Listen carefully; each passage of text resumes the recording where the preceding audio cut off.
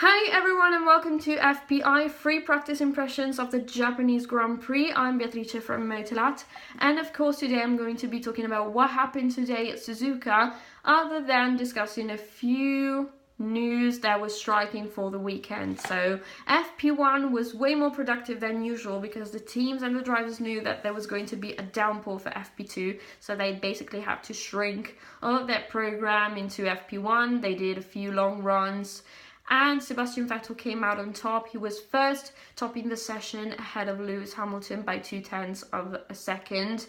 And this might be the picture of what we're going to see on Sunday, since it's a Ferrari track. The car is fitting perfectly to the features of the circuit, so if there's anyone who can take advantage from this race, it's Ferrari and Sebastian Vettel, even though they're not on point engine-wise with the reliability, but actually they changed a few pieces of the power unit, and it's going to be hopefully safe for both team members.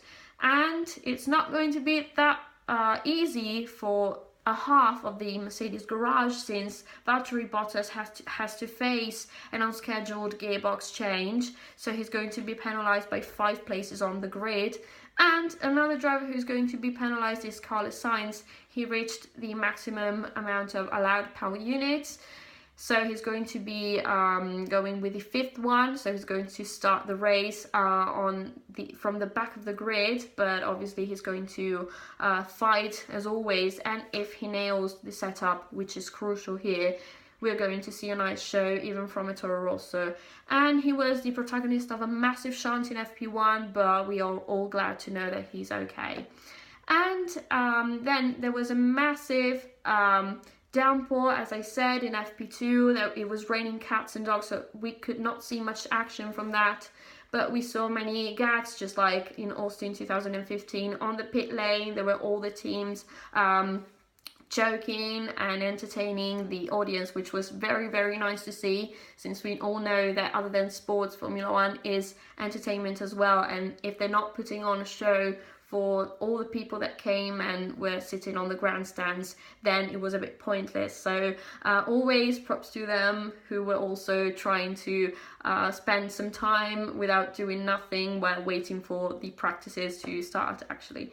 And I'm eager to see how it evolves throughout the weekend, you know, with the potential of the cars, because what we saw today was just a bit of what we're going to see on Sunday. So obviously we need to see more factors. We're going to see how the weather evolves, because for Sunday the weather forecast is predicting a sunny weather, so it's going to be a dry race, and so probably the conditions are going to be different. It's going to be with higher temperatures than today, so we are going to see. And tomorrow I'm going to be making predictions on the hashtag #AskBeatriceMotorLat, and don't forget to leave your questions on Twitter and also put the hashtag in your tweet, otherwise I'm not going to be able to see that. And of course, about the news, today we woke up to the Renault news that it's officially hiring Marcin Bukowski, who was previously an FIA responsible employee, and he's now being put on a very, very short gardening leave, which is very odd. But today, Cyril Abitboul, in the team principal press conference, assured that he's going to have a bit longer gardening leave, since he's going to start working properly from April on. So it's going to be a bit longer than 3 months, but that does not prevent him from giving some useful information to Renault, who has added a few brilliant names to this revolution and team makeover, since they have Bob Bell, and now they have Marcin Bukowski, who is a key figure for this massive revolution since the Lotus buyout. He knows basically everything about all the data concerning the cars of all the teams, so he's going to provide very, very useful information. And there are all the omens to see a competitive Renault one day soon in the near future. So we will see. The teams are going to be very upset, as they showed at Sepang. Red Bull actually claimed it's going to take major issue against the FIA, since they let him with this very short and strange gardening leave, which allows Renault to take him and secure him and exploit all the potential he has, and it's going to be obviously a key resource if they're going to succeed in a very short span of time. So we will see.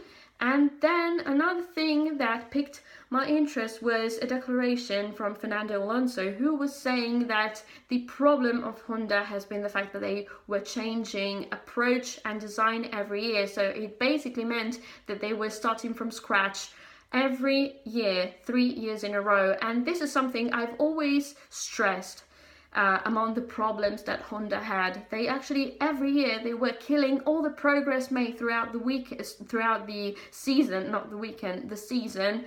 And they changed completely the approach with no data available for the solution that they actually adopted. So it was like going to a blind date every time, and this was their problem. They were not using their data correctly. On-track experience is very, very important to make progress, and they actually had it from 2015 on, but they were not able to use it. They were not smart and clever enough to copy correctly some solution from the rivals. Even though they changed the position of the turbo ahead of 2017, they were not able to copy that correctly. They also refused the help from outsiders, since it's stuck in their culture that they must not seek for anyone's help. So they basically were stuck in this huge problematic environment with dyno problems, and of course with the fact that they were not changing anything on their approach. They were always on the same approach, which meant changing the approach. So it was a very mind-blowing and disappointing thing to watch, because they could have made a lot of progress just like McLaren did on their side, but they were not actually progressing anyway at all. So again, probably McLaren did the right choice by choosing Renault and divorcing Honda, but maybe Honda might change their approach now that they are with Toro Rosso. So we'll see how they're going to play it, and maybe changing the approach with another team was the ploy. Who knows? But anyway, it's going to be interesting to see, since I've been following the issue very closely in the past 3 years. And then after seeing Honda start from scratch for 3 years in a row, now I'm very happy to talk about Stoffel Vandoorne's progress. I was mentioning that also in the top 5 all moments from the Malaysian Grand Prix, and now he seems way more comfortable. He's ahead of Fernando Alonso. Also, he was ahead of him today in FP1, even though it was just for less than 1/10 of a second, so that was not that relevant. But anyway, I'm very proud of this driver, and obviously this is adding so much to his future and to his McLaren deal, also preparing for the future. So he might not be staying just for 1 year at McLaren, since he is their protege, but he might be the real face of the company in a few years, even after the Renault partnership. So I'm very eager to see and to support this driver, since